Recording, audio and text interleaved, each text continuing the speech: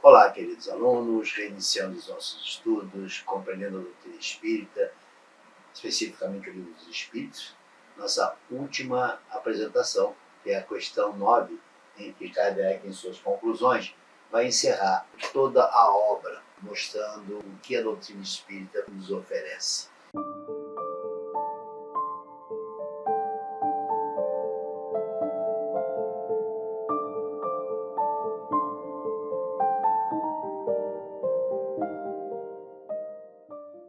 E ela inicia-se da seguinte forma: nuvem alguma obscurece a luz verdadeiramente pura.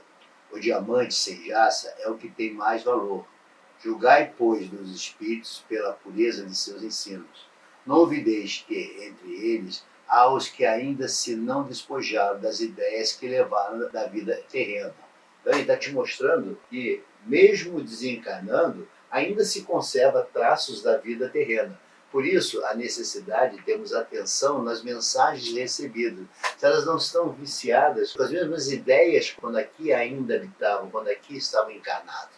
Sabeis distingui-los pela linguagem que usam, julgai-os pelo conjunto do que vos dizem. Vede se há encadeamento lógico nas suas ideias, se nesta nada revela ignorância, orgulho ou malevolência. Em suma, se suas palavras trazem todas o cunho de sabedoria que a verdadeira superioridade manifesta. Se o vosso mundo fosse inacessível ao erro, seria perfeito, e longe disso se acha ele.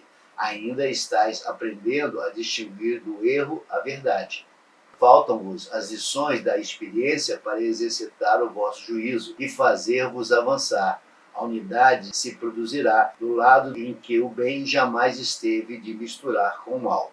Deste lado é que os homens se coligarão pela força mesma das coisas, porquanto reconhecerão que aí é que está a verdade. Então ele está te mostrando o cuidado que nós temos que ter ao recebermos mensagens, ao recebermos orientações do mundo além túmulo. Muitas das vezes, alguns distraídos, ou com pouca formação, ou com pouco conhecimento, dão como verdade aquilo que é dito por um ente desencarnado, quando na verdade ele está expressando não a verdade do mundo espiritual, mas sim as suas últimas experiências, as suas últimas percepções, ou seja, não adquiriu a roupagem necessária para o conhecimento verdadeiro, não atingiu ainda a pureza, não atingiu a superioridade, e avoca-se com certas peculiaridades, julgando-se ter profundo conhecimento de um determinado assunto, quando na verdade não passa, não que queira lesar, mas sim de ignorância às suas expressões ou às suas manifestações. Aí o cuidado redobrado daquele que se coloca na condição de ouvir as mensagens ou traduzir as mensagens que está recebendo, a cautela em dobro, para que não seja este um condutor ou indutor de inverdades a grupo de pessoas que ainda não têm a maturidade solidificada para compreender aquela mensagem. Eis a preocupação que Kardec nos mostra desde o início da obra, o cuidado no lido com essas questões. Se é certo que entre os adeptos do Espiritismo se contam os que divergem de opinião sobre alguns pontos da teoria, menos certo não é que todos estejam de acordo quanto aos pontos fundamentais. Há, portanto, unidades excluídas apenas os que, em número muito reduzido, ainda não admitem a intervenção dos espíritos nas manifestações. Os que as atribuem às causas puramente físicas, o que é contrário a esse axioma: todo efeito inteligente há de ter uma causa inteligente. Ou ainda, há um reflexo dos nossos próprios pensamentos, o que os fatos desmentem. Os outros pontos são secundários, em nada compromete as bases fundamentais. Pode, pois, haver escolas que procurem esclarecer-se acerca das partes ainda controvertidas da ciência. Não deve haver seitas rivais uma das outras. O antagonismo só poderia existir entre os que querem o bem e os que quisessem ou praticassem o mal. Ora, não há espírita sincero e compenetrado das grandes máximas morais ensinadas pelos espíritos que possam querer o mal, nem desejar o mal ao seu próximo, sem distinção de opiniões. Se errônea for alguma dessas, cedo ou tarde, a luz para ele brilhará, se a buscar de boa fé e sem prevenções. O que ele está te dizendo aqui? Ele está te mostrando que nós devemos respeitar os nossos irmãos de caminhada, ainda que não tenham atingido o nível de conhecimento, mas que tentam buscar essa verdade, que caminham na procura da verdade. O que não pode ocorrer é, dentro de um segmento, dentro de um grupo, haver o conflito, haver a disputa, haver a humilhação de um irmão para com o outro. Isso não.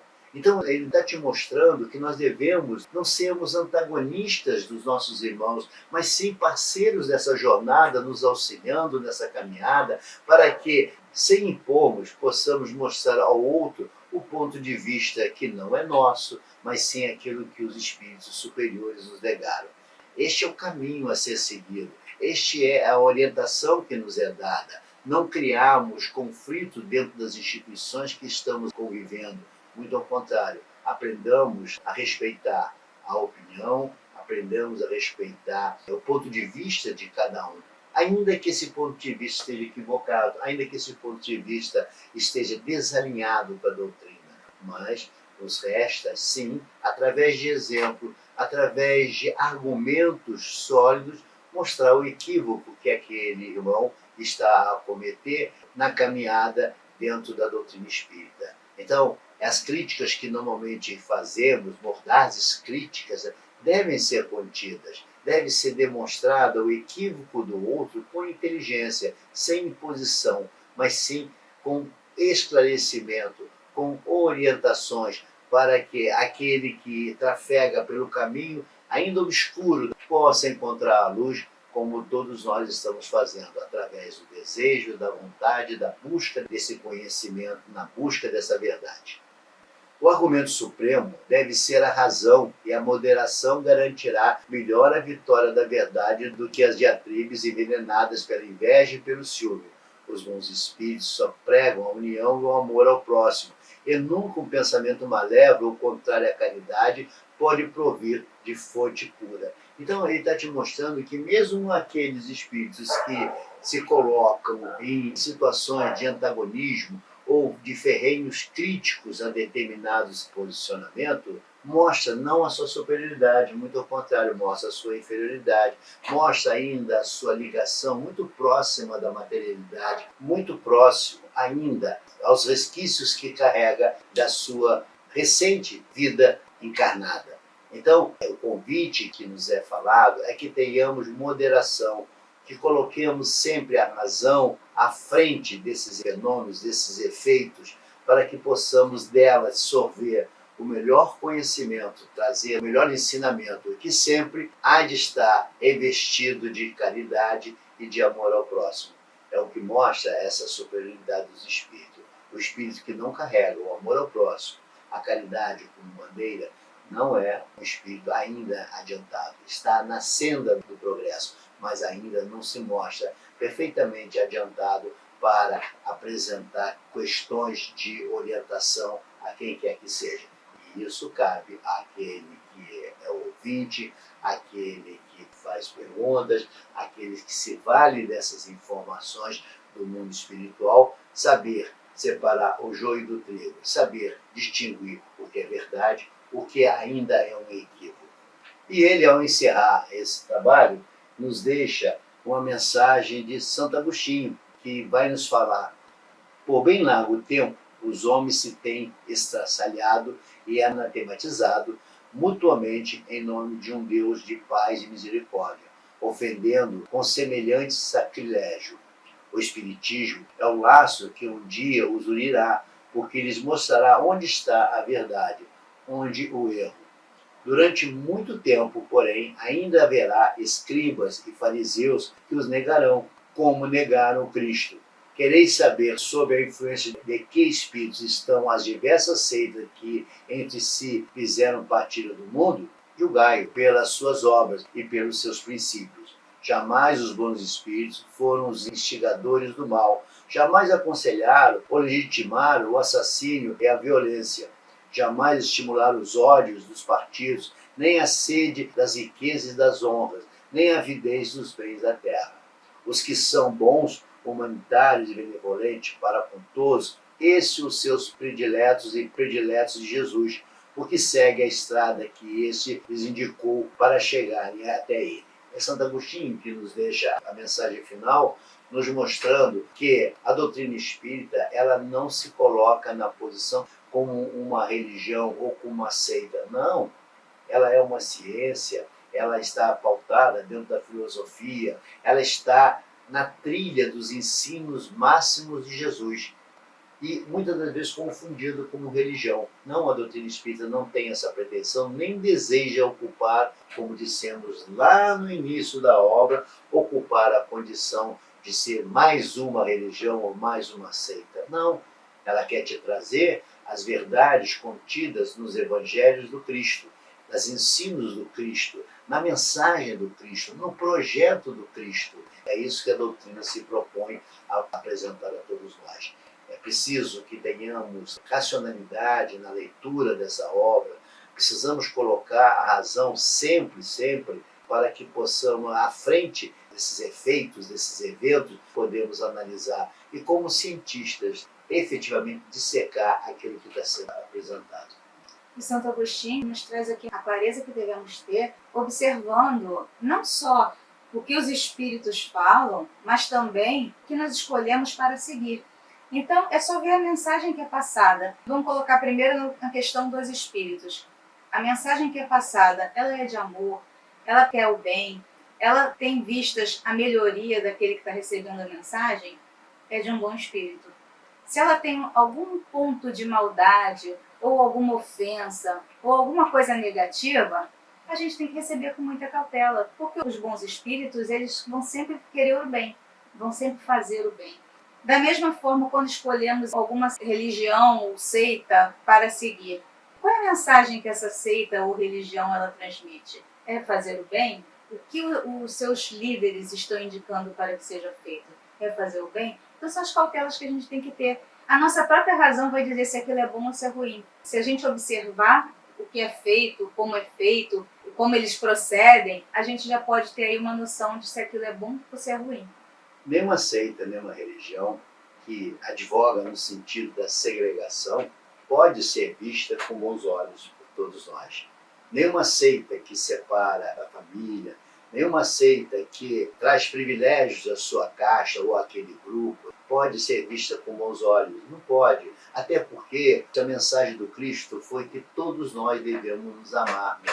Todos nós devemos sermos fraternos, independentemente dos nossos posicionamentos ideológicos. Ora, se qualquer segmento se apresenta como diferenciador, somente aqueles eleitos serão os escolhidos, estão a cometer uma grave infringência às leis do Criador. Não existe privilegiados, como mostramos aqui, nem os espíritos que passaram a condição de espíritos superiores não receberam essa chancela de serem superiores porque eram privilegiados. Não, eles passaram pela senda de toda a dificuldade que passamos, as transformações que foram necessárias impõem a si para atingir essa condição.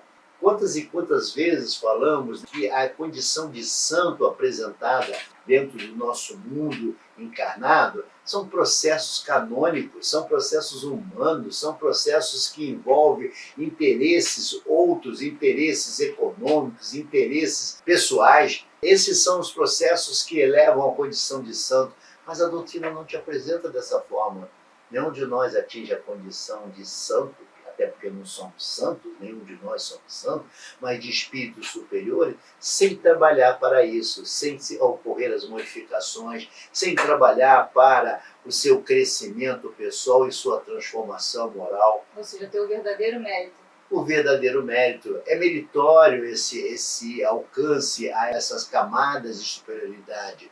Não é por ter bom nome, ou vindo de famílias importantes. Ou ter um bom advogado. Ou ter um bom advogado. Não, não é isso. É meritório, é pelo trabalho caridoso que você vai fazer, é pela transformação que você realiza diuturnamente, é pela sinceridade do seu trabalho que você se propõe, sem nada esperar, é o abandono da vaidade, do egoísmo, desde o início tão combatido pela doutrina espírita, mostrando a todos nós que são a doença da humanidade, a vaidade e o egoísmo.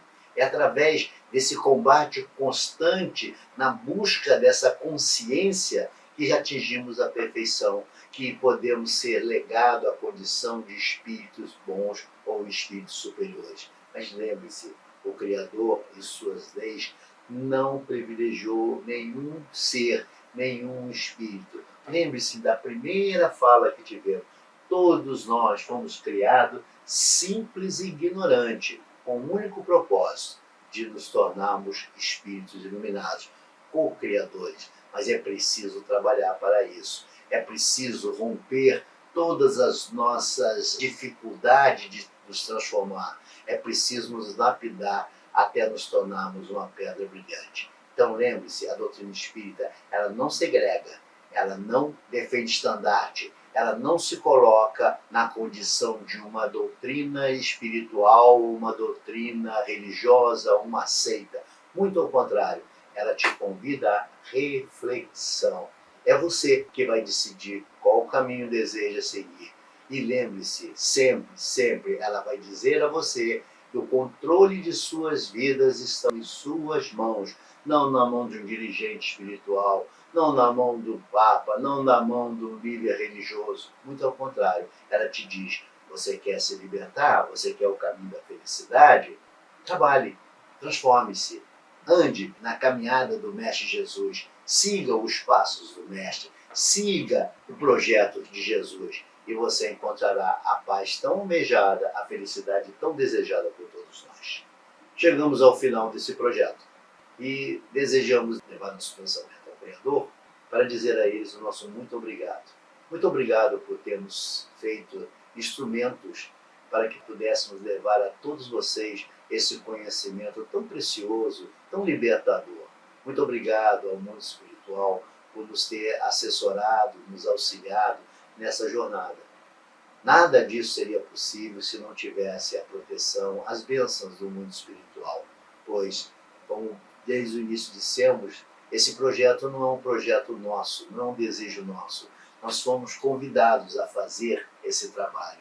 E já se vão aí mais de 2 anos de trabalho, já se foram aí mais de 80 horas gravadas em doses homeopáticas, né, para que vocês pudessem ter conhecimento. Esse projeto não nos pertence, ele é dado a todos nós. Ele está a serviço de todos nós. Para aqueles que desejam conhecer, para aqueles que desejam buscar, de alguma sorte, informações necessárias à sua transformação. Usem, abusem, não tenham pena de rever, reler, ouvir incessantemente, porque a cada jornada que nós revisitamos esses conhecimentos, nós acrescentamos um pouquinho mais em nosso saber, acrescentamos um pouquinho mais de nosso conhecimento e dissipamos cada vez mais as nuvens da ignorância. Assim, entregamos esse trabalho a todos vocês, na esperança que vocês possam efetivamente transformarem-se, encontrar, através da consciência, o caminho da felicidade, apresentada por todos eles, por Aristóteles, Platão, por Sócrates, por Santo Agostinho, por todos eles que nos mostram qual é o caminho da felicidade. Enfim, o caminho trilhado pelo Mestre Jesus, o caminho que ele nos convidou a andar ao lado dele ou nas pegadas dele para encontrar essa paz, esse céu tão procurado, tão prometido por todos nós. Foi um trabalho de muita dedicação e de muito carinho.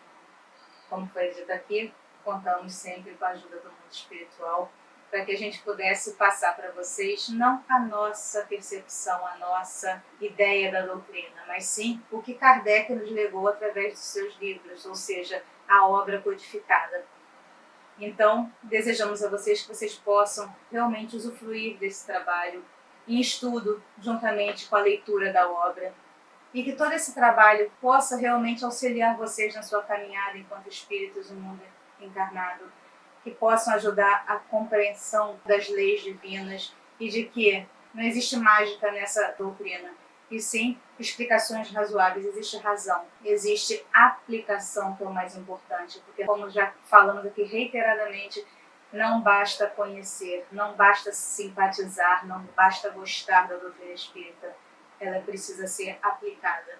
E esse é o ponto principal, porque é a aplicação que vai nos elevar a condições de espíritos mais evoluídos. Então, agradecemos ao plano espiritual pelo auxílio, por nos intuir muitas vezes, por nos conduzir nessa jornada e que vocês possam ser realmente beneficiados com ela. Enfim, terminamos a missão recebida e com lágrimas nos olhos. Agradecemos a todos a fantástica oportunidade de poder entrar na lavoura do Criador e ser um servo, ainda que inútil, no plantio sem qualquer pretensão de ver a colheita. Obrigado, pois hoje temos o nosso salário regiamente pago. Fique em paz e que a paz do Mestre Jesus habite em nossos corações.